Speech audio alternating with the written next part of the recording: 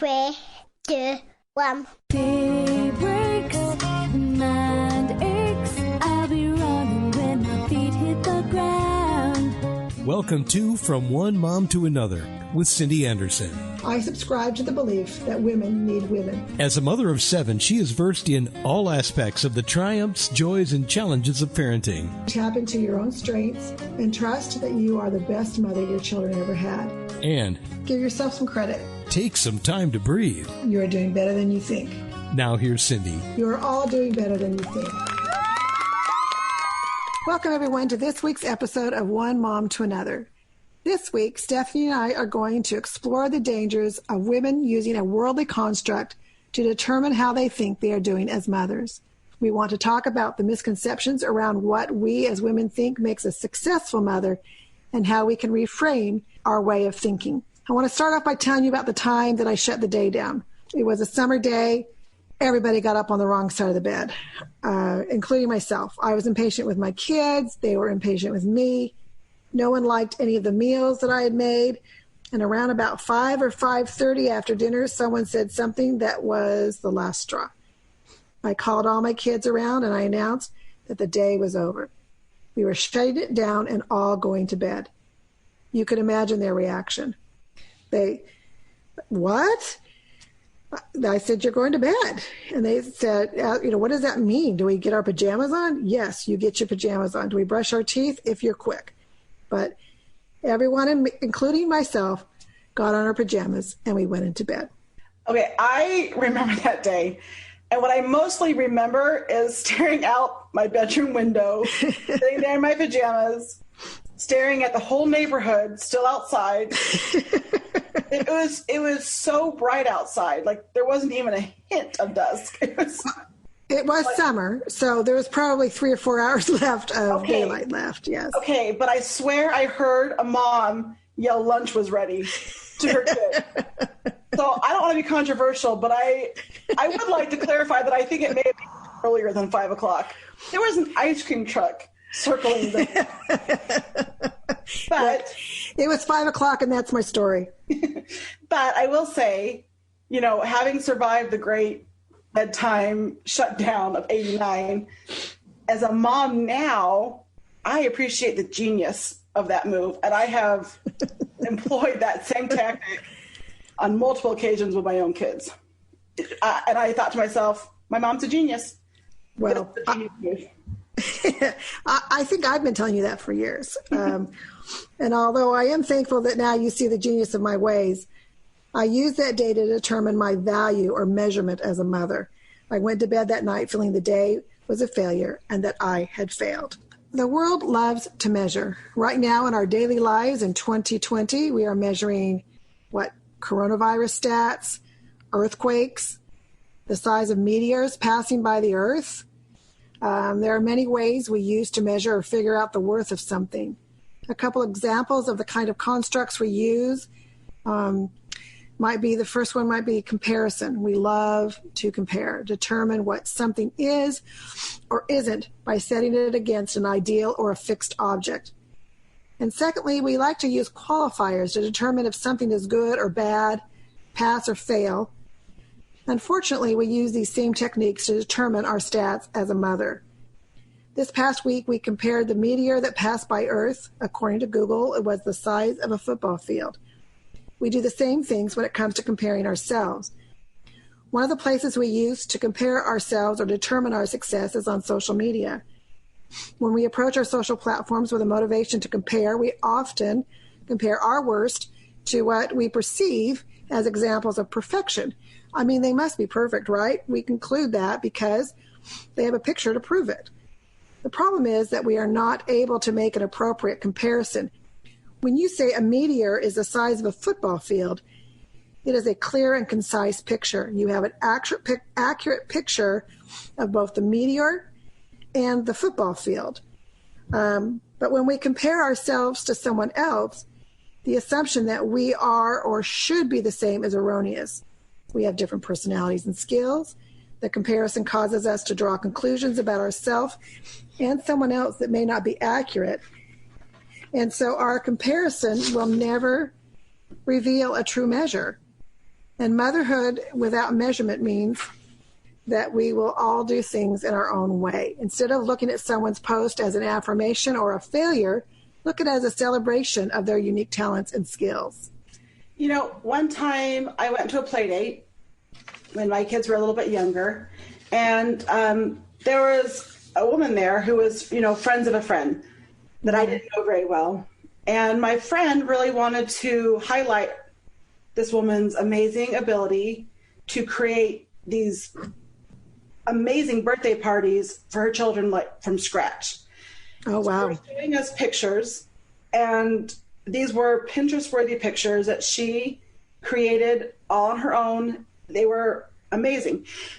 After they got done showing us the pictures, this woman started to apologize for being what the cool kids say, extra. And I remember being really struck by the fact that she was apologizing, and it really got me thinking. And I kind of learned 3 lessons from that experience. You know, first, I feel like it is totally okay to post things that we're proud of, that no one should have to apologize for posting, you know, on social media, things that really mean a lot to them. Right. And number 2, I think we should really cheer for those who work hard, you know, embrace their talents and create and celebrate their efforts with them, that we shouldn't feel less because of it. Right. And then the third thing I learned was not to compare your joys. So I do not love throwing birthday parties for my children of any kind, extravagant or simple. I literally pay my children to not throw a birthday party, they just take the cash instead. But Smart children. if I were to go onto social media and look at all these pictures of beautiful birthday parties, and if that was what I felt like I had to compare myself to, I would feel like a failure with every single picture. But I realized in that conversation with this woman, birthday parties aren't my joy. So I don't need to worry that I don't have that same drive or skill or talent. Right. That's right. And I think one thing that maybe will help us to stop comparing ourselves to others is the realization, tagging on to what you're saying, that women can be happy for each other and nurture in our own ways. Some nurture with fun, some, you know, or experiences. Others nurture with food, the meals that they make. Some, like you're talking about, love to put together a big party, and others are more quiet nurturers. Maybe they nurture with books or science or music. The point is that we are all different, and we cannot compare ourselves to somebody else because there is no equal measure, because of our differences. So let's talk about the other ways that I talked about, using qualifiers to determine a pass, fail, or a good or bad. For instance, there's a stereotypical mom who brags about their son or daughter being a lawyer or a doctor, as if their chosen profession reflects on their good mothering, whereas the mother whose son or daughter has been arrested or can't hold a job also reflects on their mothering. Neither is true. There is no qualifier in motherhood. You know, I am just starting to get to the point in my motherhood journey where I'm learning that really the best thing that I really can do for my children is to unconditionally love them.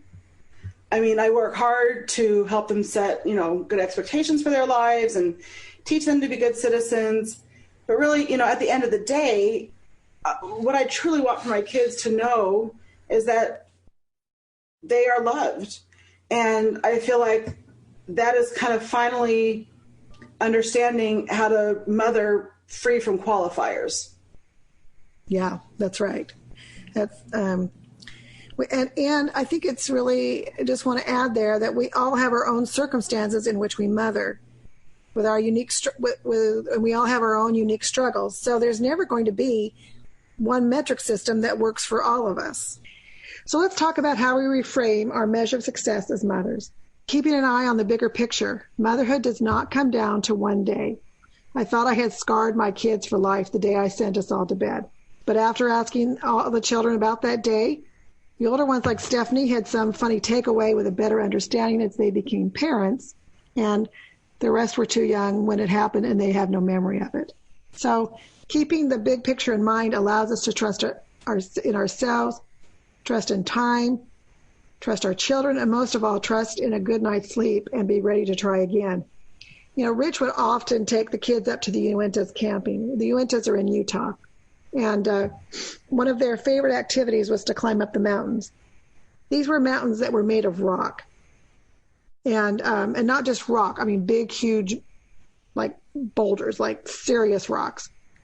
It took working together to get everyone up to the top. After they did that, those that got to the top sooner would come down and help those that were still struggling and show them, you know, better ways up.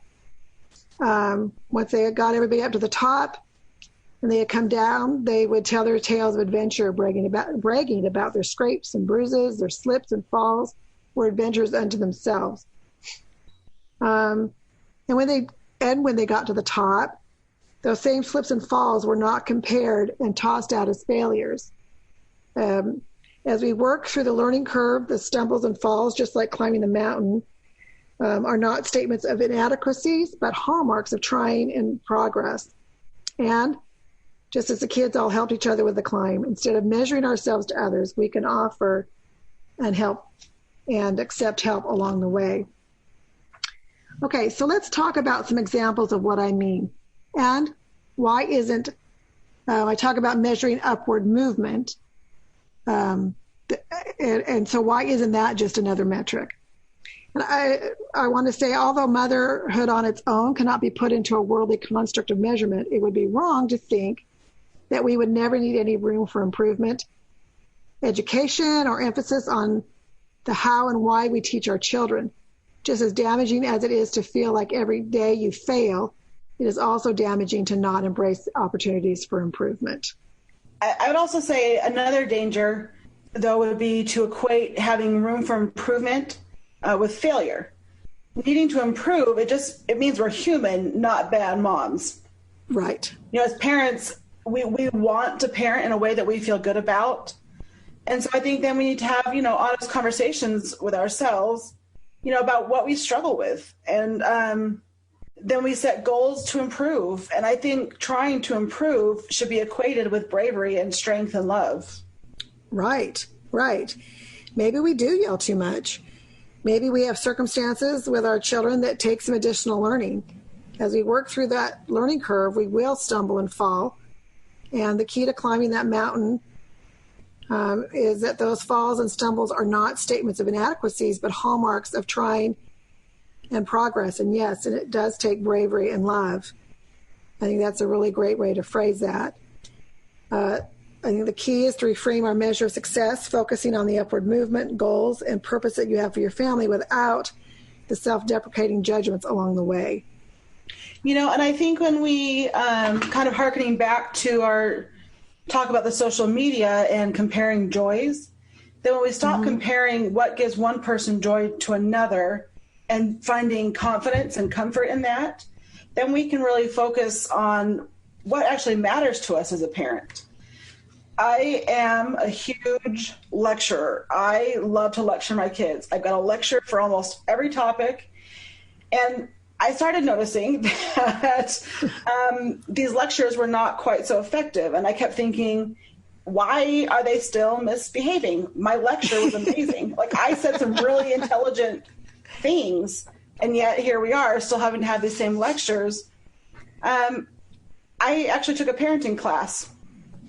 And something that they stressed was children respond better when they feel listened to, when they have input on how a problem gets resolved. And when they become part of the solution.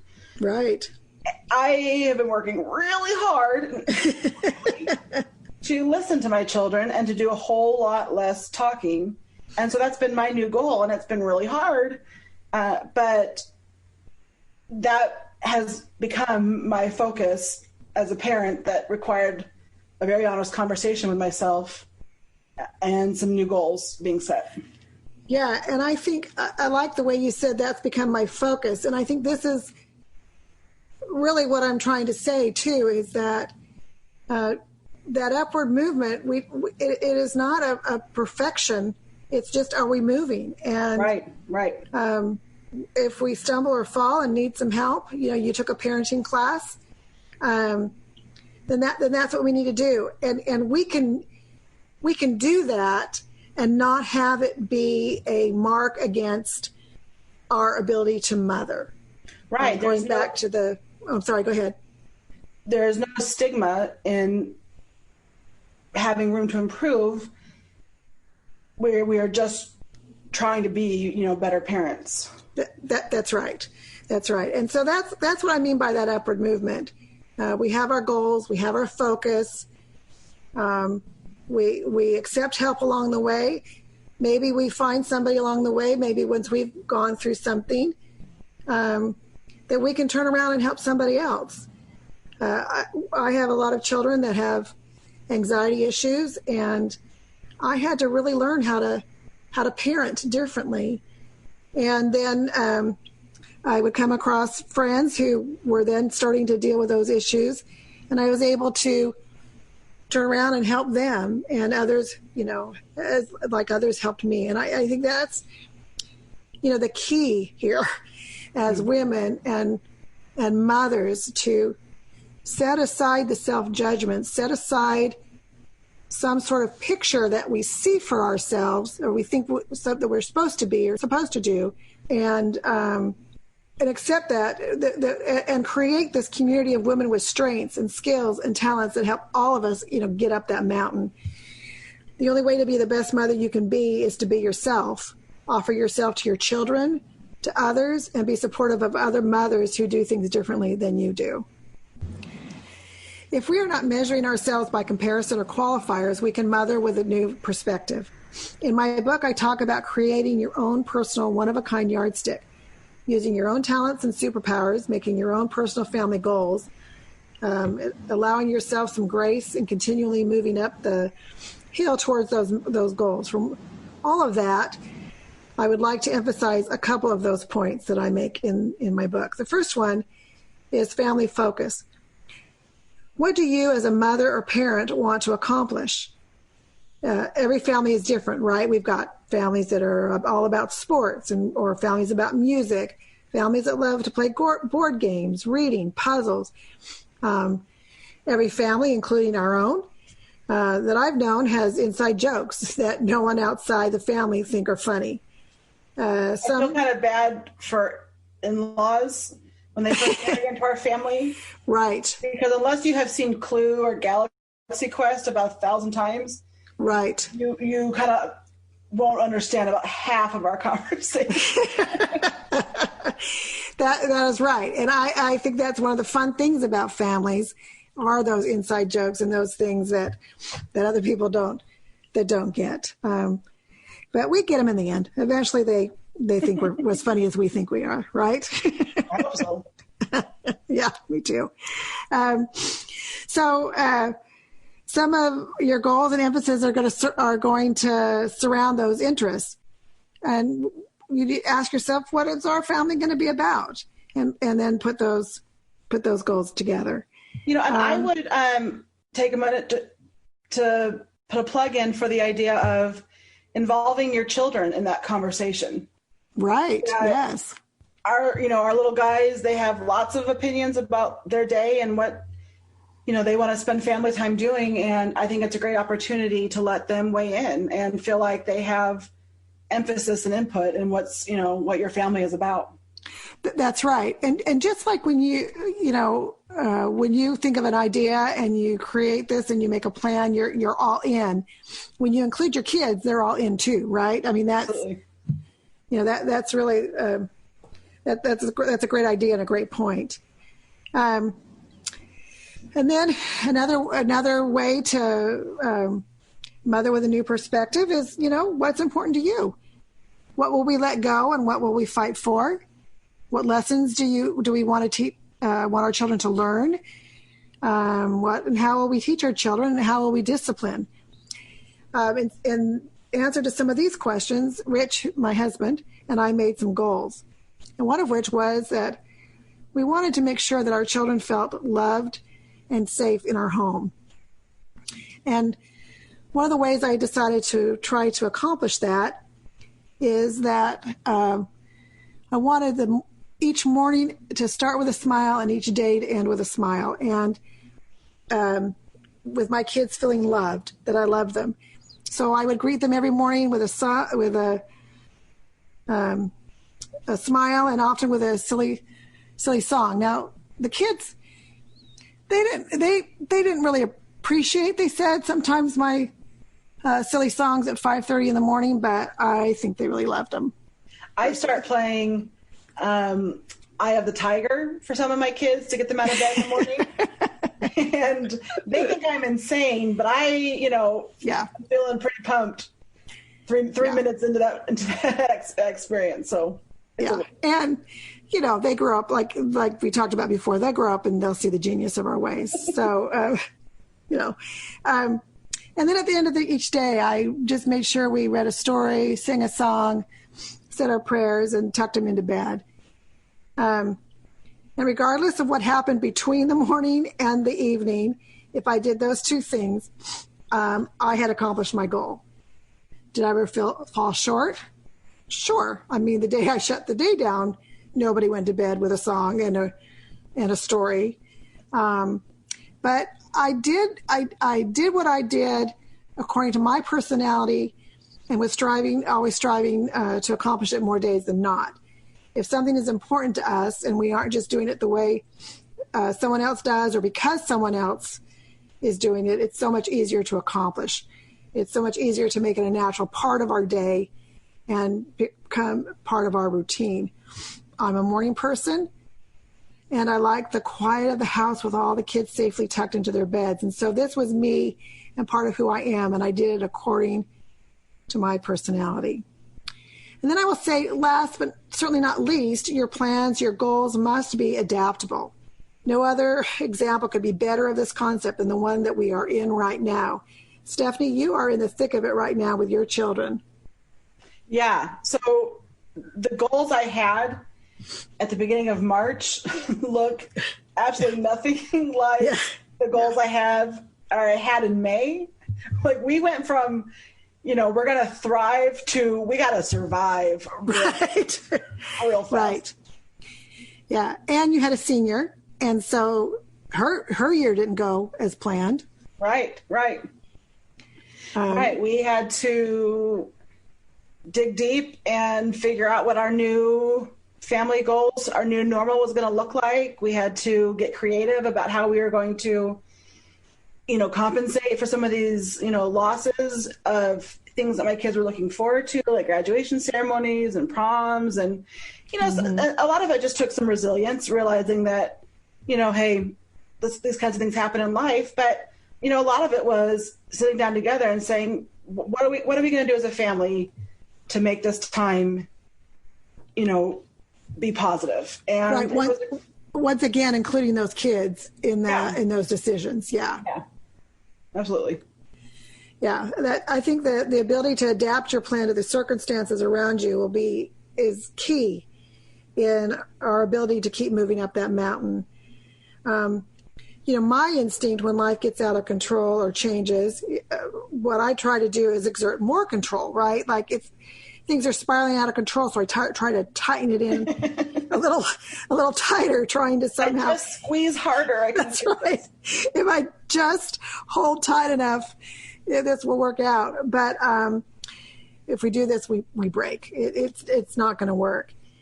I love reading, but I loved an author called Dick Francis, and he wrote in one of his books, it was Long Shot, and his main character was a survival author. So he would do these survival books on how to survive different situations out in the wilderness and hunting, or just different things. But his main point, and I have remembered this tried to remember this and apply it my whole life, He said the key to success in any situation is to accept what has happened. For instance, if you're out in the wilderness and you break your leg and you panic and you're like, oh my goodness, why did this happen? How did this happen?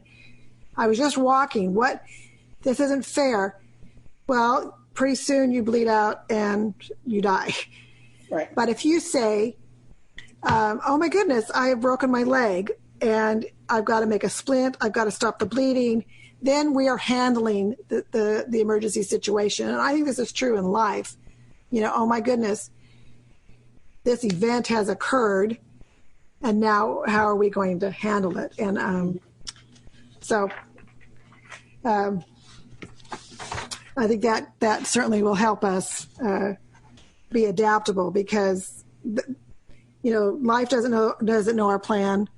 Certainly didn't know your plan in March, did it? And our kids don't always know our plan, and things are always going to happen that change it, and we've got to be ready to adapt and make those changes. So let's put aside all of our measuring. No more comparisons or qualifier. Let's look inside ourselves and draw on our own superpowers. Decide what is important to us and to our family, and then start moving up. Remember, accept help when needed, offer help when you can, and always keep an eye on the big picture and focus on what you have accomplished. That's it for today. Thank you for listening, and as always, you can find my podcast on webtalkradio.net or my website, onemomtoanother.com. My book, One Mom to Another, is available on Amazon. For myself and Stephanie, have a great day, and remember, you are doing better than you think. I need some home.